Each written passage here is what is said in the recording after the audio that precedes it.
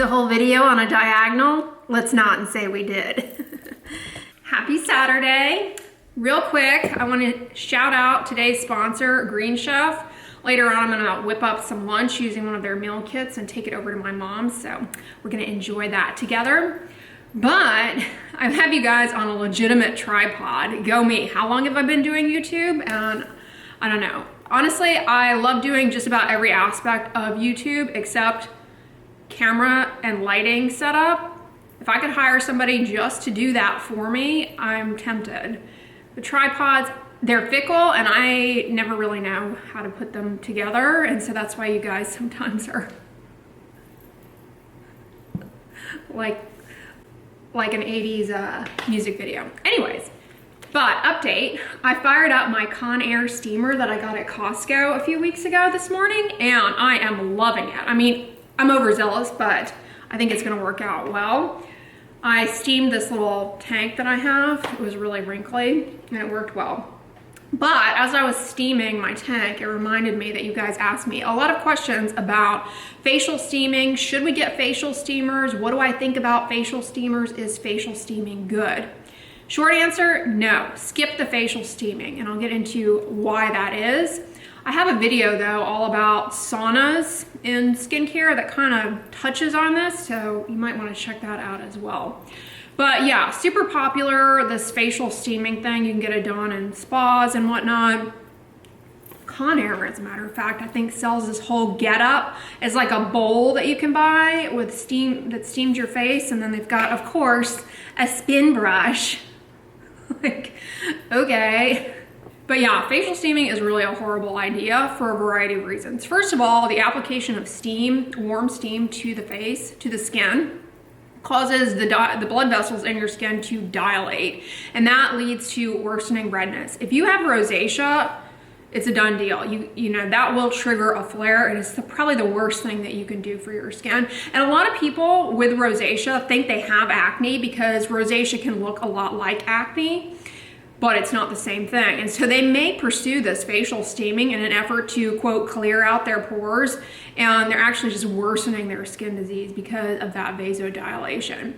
But it causes problems for everyone and is a bad idea because not only does it cause the vasodilation of the blood vessels that leads to redness, that redness brings in inflammation that can trigger a variety of skin issues, acne flares.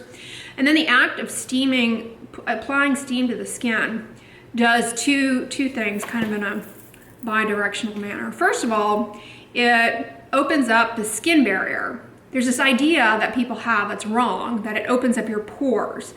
Pores are not something that open and close and contract. They're not a muscle. They're pretty much fixed. But steam can soften the stratum corneum. And so they kind of, what that does is it allows for increased penetration of things into your skin. It doesn't clean the skin at all. It allows for more stuff to get into your skin. Not only does it do that, but in kind of softening the barrier, it allows for increased transepidermal water loss out of the skin. So you've got more stuff coming in and you've got water leaving. Water leaving the skin equals dryness, irritation, inflammation. Crap on your skin coming in, further irritation, inflammation, and problems. So yeah, really not a good idea. As a matter of fact, if you are using any kind of topical medication, facial steaming can increase the penetration of that active ingredient and make it very irritating, particularly tretinoin. As a matter of fact, it is strongly encouraged that if you are using topical tretinoin or really any topical medication, that you avoid saunas because they will increase the penetration of that active drug and can lead to more side effects and a lot more problems. Yeah, there's this idea that people have that sweating detoxifies the pore, and that's absolutely incorrect because sweat and the pilosebaceous unit have nothing to do with one another. Sweat is from what's called an eccrine gland. We have eccrine glands on our palms and soles and throughout the body, but we don't have pilosebaceous units on our palms and soles. If we did, we'd have hairy palms, and that we know is not the case. So eccrine sweat is produced in response to heat, and that cools the body, but it doesn't do anything to your pore. It doesn't flush out your pore, and it doesn't do anything as far as sebum production. Sebum production comes from the sebaceous gland that's associated with the pilosebaceous unit, and it empties into that, and then the contents come out and are extruded onto the surface of the skin. And the things that cause increased production of oil and sebum within the pore are hormones. And if you have a lot of inflammation and irritation, that too can affect the rate of sebum production. So if anything, steaming your face could actually make oiliness worse, secondary to increased irritation. So it doesn't help the pore at all. And again, your pore doesn't open and close. It's not associated with any muscle. What actually is associated with a little muscle though is within the pore, you have a little hair follicle that's associated as part of the pore. It's called the pilosebaceous unit. Pilo is the hair part. And there is a little muscle associated with the hair, and that's what contracts when you get cold and leads to, it's called the erector pili muscle. That's what leads to goosebumps as a way to keep heat into your body through hairs. And it's probably a kind of a rudimentary mechanism that we acquired through the animal kingdom somehow, but yeah, that's why you get goosebumps when you're cold. It's contraction of the muscle, but that has nothing to do with facial steaming. The other reason facial steaming is bad for your skin is it can cause a burn. We've seen cases of this, of people who do facial steaming at home and get really bad burns from it being too warm. Those little steam baths also can harbor bacteria. Even worse is facial steaming along with aromatherapy or the use of essential oils, aka fragrance, because you're increasing the penetration of those very irritating fragrance compounds into your skin. Oh, horrible. Another bad thing about steaming your face is actually, people don't realize this, but a component of the pathogenesis of melasma, that's a disease where you've got dark patches, hyperpigmentation, kind of with angular borders, most often on the cheeks, but really anywhere on the face, really hard and difficult to treat. A component of that disease process is vasodilation. Similar to in rosacea, you have dilated blood vessels. And actually, heat is a common trigger or inciting factor in onset of or exacerbation of melasma. And so that can come from if you cook a lot and you're in a kitchen setting and you're around a lot of steam from cooking, an occupational exposure. It can come from being under a hot lamp all of the time. And obviously it can come from facial steaming with warm steam. So definitely want to avoid that if you're somebody with melasma. It will not only cause vasodilation, which is thought to potentially kick off the melasma, but it also will drive more irritation into the skin. And with that irritation, you actually get upregulation of pigment production from the melanocytes. You get increased melanocyte activity as a response to inflammation.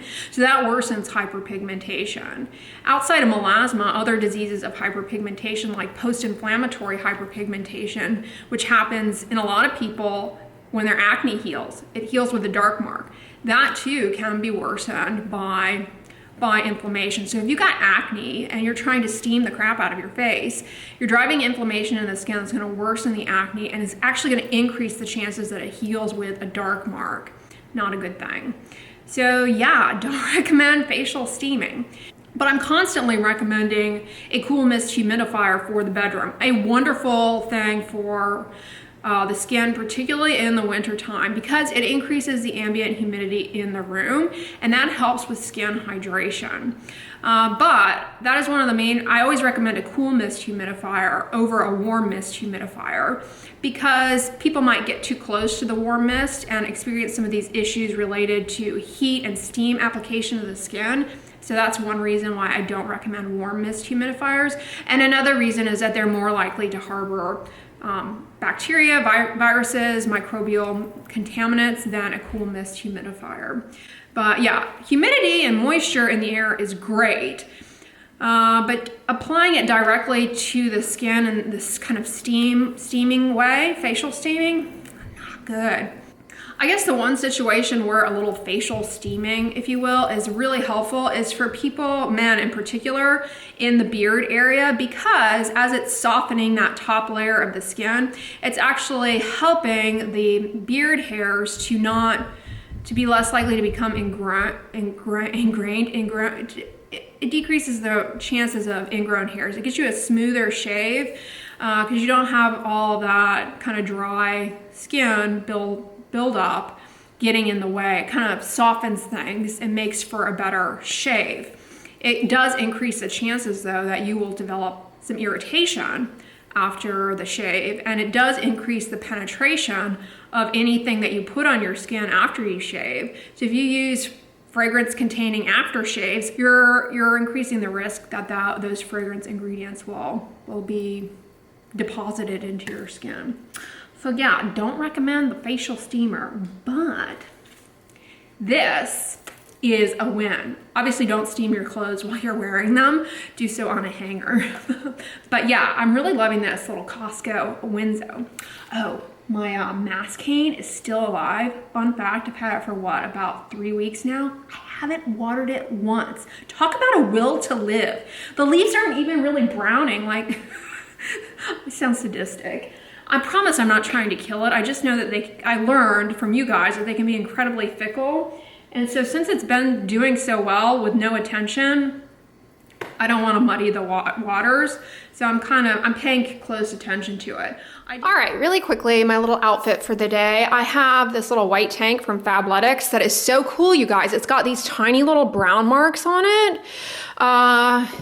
It's as though coffee were spilled on it. It's amazing.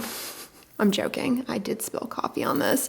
I'm just wearing my little pearl earrings here and this cute little necklace that a viewer actually sent me. It's a pretty little leaf with a little pearl. I love it.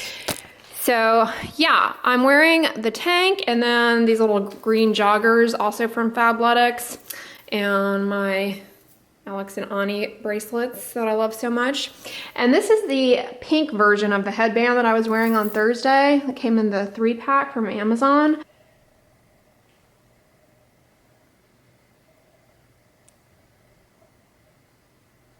Seeing as I spilled coffee on this, I'm gonna try and protect it from my cooking. I'll probably put on a little t-shirt on over it, but yeah, that's what I'm wearing. With Green Chef, it's really easy to eat well and discover new recipes every week that you'll love to cook. The recipes are really quick and easy with step-by-step instructions, chef tips, and photos to guide you along the way.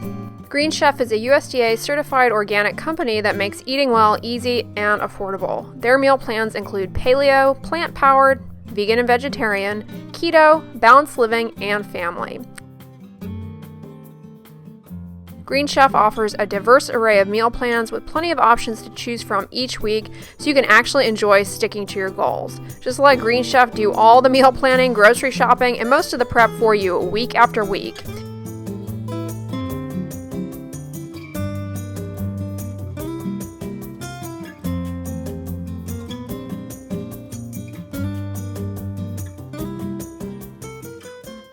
Oh, the hedonism of kale. It must be massaged, oh so gently.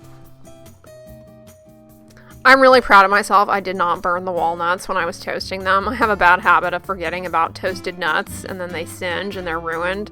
Very frustrating.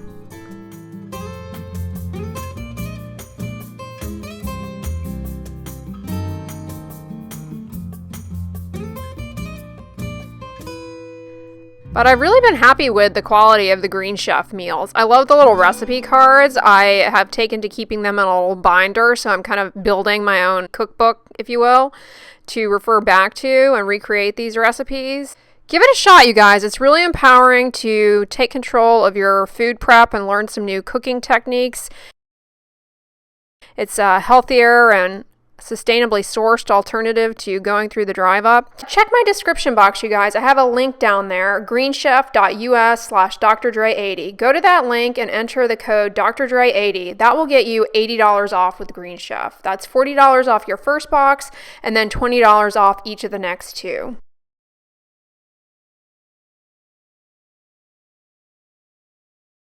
Hey, little boy. You're pretty vocal this morning. Afternoon. Happy Saturday. He's got a better voice than I do. Yeah, the allergies are pretty bad, huh? Yeah, I think it's the oak pollen Yeah. that gets to me every year. Yeah. But c'est la vie.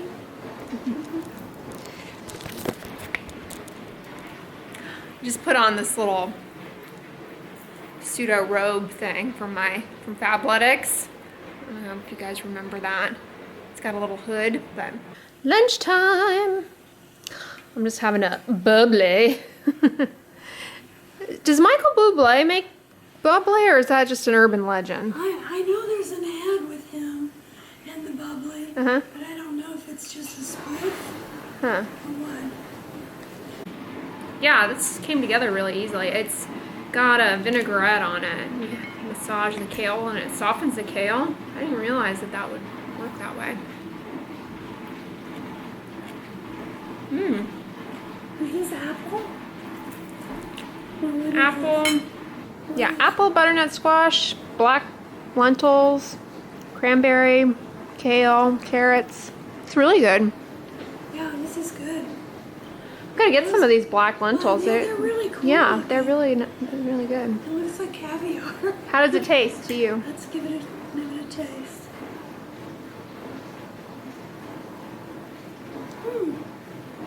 It's good. I have my legs crossed, and there's a ball sitting on my foot. Yep, he's doing his hypnosis. Rosie? I'm not going to throw it, Tiny. He tries to hypnotize you with those googly eyes. Take it, Tico. We're having lunch. Rosie? Why? I remember when kale, they used to put it on the buffet as decoration at Shoney's. Yeah. Was it Shoney's? Yep. Yeah, they would like put it underneath something on the plate. I was always decorating the gelatin yeah, cubes. with that vinaigrette on the kale, you didn't have to cook it. No, you massage it and it starts to soften the... I've got another thing of kale. Maybe we can do that tomorrow.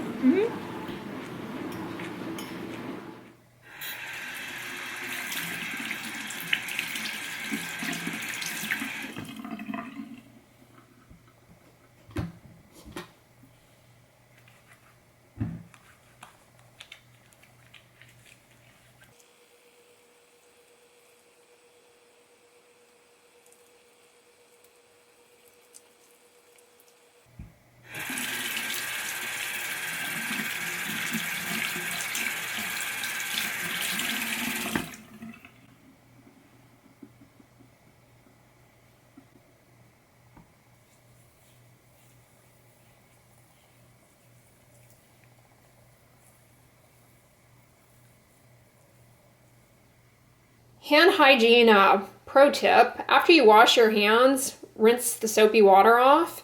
And while they're still damp, go ahead and put on fragrance-free cream. That will really help in cutting down on dry hands. A lot of people have irritant hand dermatitis. It's actually triggered by hand washing because water on the skin is actually an irritant. And a lot of times people use soaps that are too harsh and have added fragrance. This is the 365 brand from Whole Foods my mom has here, a fragrance-free hand soap. And then I just put on this Aquation moisturizing cream. I love this stuff, but I think this company is actually out of business. You can still get this on Walmart.com. I've reviewed it for you guys before, but yeah, that can really help with keeping your hands hydrated and withstanding all that hand washing that goes on this time of year. Yeah, it's really handy like in your kitchen, for example, when you're preparing food, you got to wash your hands and just put on a moisturizer, when you're done. and that way it cuts down on irritation and whatnot. If you wash dishes by hand though, the prolonged exposure of the hands to water in the dishwashing water, along with the the liquid detergent, it can really wreak havoc on your hands. So make sure you wear rubber gloves. That will save your hands a lot as well. But yeah, I think I'm gonna settle down and read. Let me show you guys. I finished Snowflower and the Secret Fan. Really good. Strongly recommend it. But I'm reading another book that I got at the library. I haven't been to the library in a while, but I buzzed in there the other day, and you know, I intended to just get one book and I ended up getting two. But one that I got and I started, and I'm rather enjoying, is Free Food for Millionaires. I'm about a hundo in. Just stepped on a spiky dog ball toy. I'm about a hundo in, which means 100 pages in, and I'm rather enjoying it. So comment below, and if you guys have read that book, what your thoughts were, but don't tell me the ending. I'm only a hundo in. So yeah, I think I'm gonna wrap up the vlog here though. I hope you all enjoyed it. Click the link in the description box if you want to save 80 bucks off your Green Chef order. Thank you for sponsoring today's video, Green Chef. If you liked it, give it a thumbs up, share it with your friends, and as always, don't forget, sunscreen and subscribe. I'll talk to you guys tomorrow. Bye.